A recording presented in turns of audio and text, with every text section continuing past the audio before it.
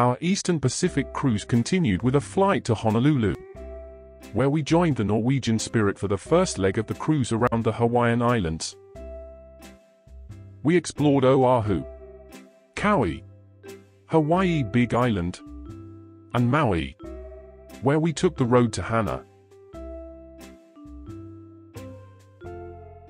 On our free day, we hired a car and drove to North Beach, where we found ourselves swimming with 3 species of sea turtles.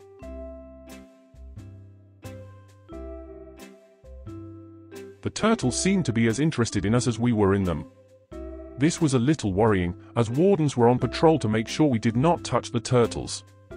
If you did, you could be fined between $1,000 and $10,500. They came up really close to me, and the motion of the waves was causing me to lose my balance. I couldn't move away because my only 2 ways to go were blocked by the 2 turtles. I just had to wait it out.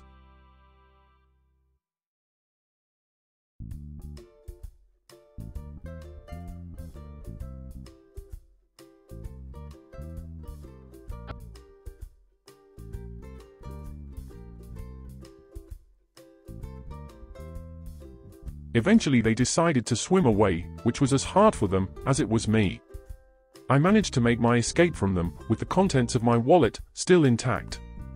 This is one of those experiences that will stay with me for the rest of my life.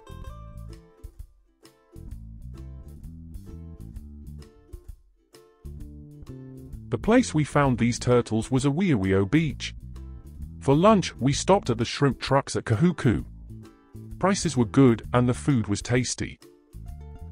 We bought tickets for the Polynesian Cultural Centre almost 6 months before our trip. This was to ensure we were able to experience a traditional luau and a traditional dance show.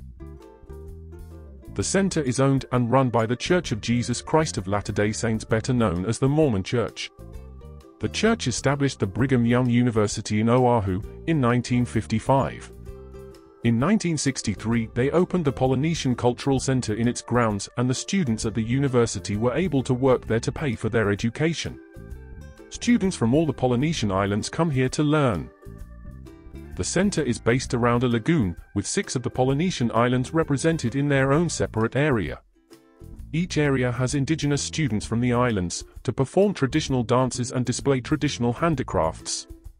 When you enter the center, you are greeted by a guide who takes you around the whole center in small groups of less than a dozen. The guide ensures you arrive at each area for the shows and gets you involved in the handicrafts. In the evening, we were treated to alcohol-free pina coladas and a luau. A luau is a traditional Hawaiian feast featuring lively music and vibrant cultural performances from Hawaii and Greater Polynesia. Popular luau dishes include klua pig, which is pork prepared in an underground oven and shredded. Poi, which is pounded taro plant root. This is a starch meant to be eaten with everything. Lau lau is meat wrapped in lau leaves, steamed and traditionally prepared in an underground oven. Horpia, a type of coconut pudding. And poke, a term that literally means to cut into pieces. This delicacy is traditionally prepared with raw fish, soy sauce, green onions, kukui nut, and seaweed. This dish is now globally popular. Due to jet lag, we started to get tired, so we didn't stay for the show in the late evening. Instead, we drove back to our hotel in Waikiki.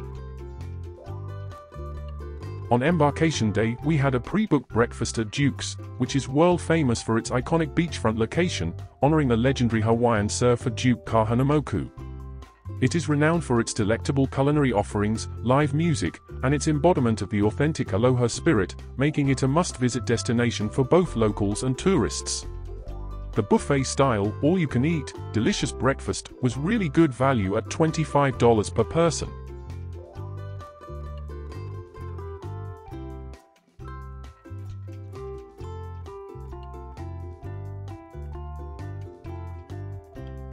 We then spent the rest of the morning watching the surfers on Waikiki Beach, before joining our cruise ship. Outrigger canoe rides were available at $35 to $45 per person. Please remember to like and subscribe to follow our channel.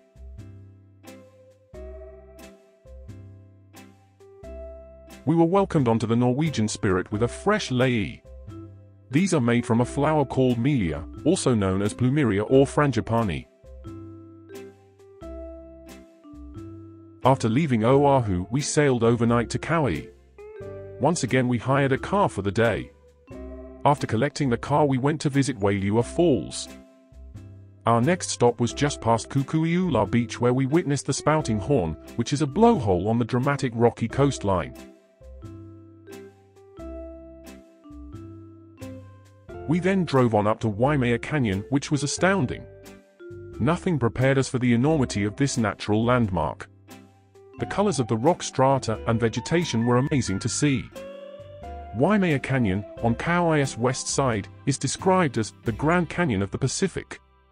Stretching 14 miles long, 1 mile wide, and more than 3,600 feet deep, the Waimea Canyon is a sight to behold. The Waimea Canyon lookout provides panoramic views of deep valley gorges. Wild chicken are commonplace. After a long lunch at Port Allen, we boarded a catamaran to experience the beauty of the Napali coastline in the late afternoon. The boat thrashed about on the waves as we headed out to the Napali coastline. Passengers were allowed to move around whilst we were underway, so long as they were steady on their feet. I found it to be a great experience.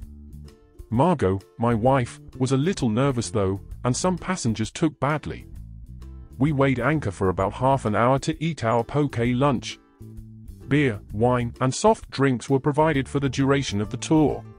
Napali Coast is one of the most recognizable and beautiful coastlines in the world. It featured in the opening scenes of the movie Jurassic Park. It is a very special place. The pali, or cliffs, provide a rugged grandeur of deep, narrow valleys ending abruptly at the sea. Waterfalls and swift-flowing streams cut these narrow valleys, and the sea carves the cliffs at their mouths. Our boat tour ended with a chance to see the sunset at sea. Margot suddenly became very brave and ventured forward to get some pictures of the magnificent sunset. She was still a little bit worried about moving around on such a small boat, but she managed it. Nicknamed the Garden Isle, Kaui is the oldest of the islands at 5.1 million years. It is also home to the wettest spot on Earth for rainfall. The ship stayed overnight in port, before leaving at around lunchtime, heading for Hilo, on the big island of Hawaii. Hawaii Island is both the youngest and largest of the Hawaiian Islands. All the other Hawaiian islands can fit within the island. It is the world's largest producer of macadamia nuts. The island is still growing due to its active volcanoes, Kauai and Mauna Kea. And there are many lava tubes to explore. On the beaches the lava is still warm as it flows into the sea. There were rock crevices on the beach that were still warm inside. The island has the tallest mountain in the world. Mouna Kea is not the highest above sea level, but is the tallest because it starts 6,000 meters below the sea. Our ship excursion took us to the lava fields and coastline. We then went on to the Grand Nanaloa Hotel in Hilo, where we had the chance to buy a coffee and cake, and have a look around the manicured gardens. That evening we sailed off towards the sunset and the island of Maui. We wanted to take the road to Hana and were thinking of doing it ourselves by hire car. However, we heard horror stories of delays on the road, and passengers not getting back to the ship in time. So we opted for the ship's excursion instead. The road to Hana is a 64-mile winding highway that connects Kahulu and Hana. It passes by verdant rainforests, epic waterfalls, colorful tropical flowers, lava tubes, and pristine Maui beaches. The road is notoriously narrow, winding through the beautiful landscape with over 600 curves and several dozen one-lane bridges. On our journey to Hana, we saw lots of waterfalls, and our driver pointed out lots of the vegetation which was along the route. We stopped to sample some banana bread, purported to be the best in the USA. We were taken to the black sand beach at Hana where we were given some lunch. This was a lovely beauty spot. There was a beach of fine black sand and pebbles, with lava tubes running into the sea.